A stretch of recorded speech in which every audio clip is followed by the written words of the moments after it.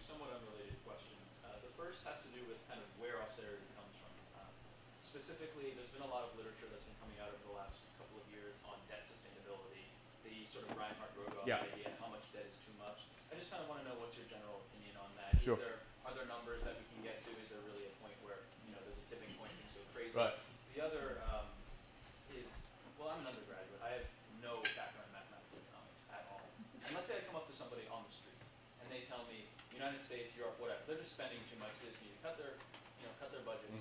Your average person on the street, how can you justify this? Well, okay, let me start with the last one. Again, you've got to explain a fallacy of composition. It's really simple. So you can't cure debt with more debt is absolutely true. So why would we keep giving the Greeks money? I mean, if the very people making the argument that you can't cure debt with more debt are giving the Greeks more money every time you blink, you got to wonder if they sincerely believe the argument or whether there's something else going on. And the second one, I think most people understand this. If we're all in I actually explained it this way to my German in-laws. Where do you think the Greeks got the money? I said to my father-in-law, and he's like, the Greeks lazy, blah, blah, blah, the whole thing. He gave me the whole lot. He's a smart guy, he's a doctor, right? Well, doesn't mean a smart guy, but whatever.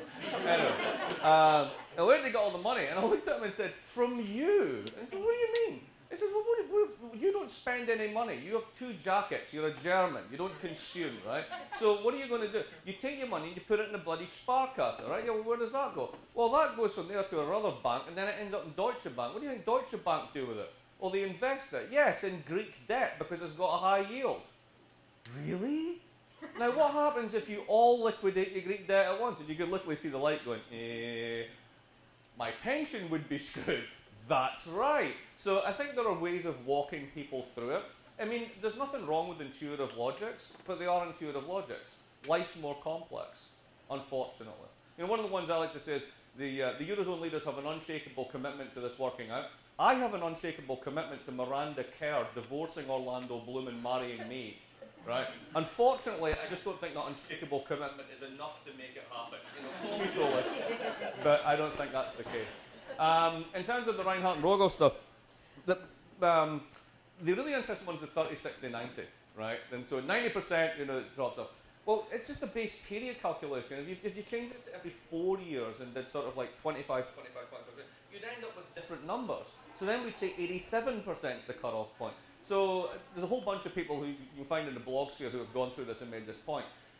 Is it true that excessive debt's a bad thing? Well, of course it is. You have to pay interest on it. But at the moment, real interest rates are negative. I mean, basically, you can issue debt because there's nowhere else to put your money. But you'll get a yield spike. Good, I welcome the yield spike. It's called growth. So I'm just generally less worried about that stuff. And the short line is nobody's ever died of debt. Austerity brought us Japanese imperialism. Really? Let's have a think about this one, what you really want as we go forward.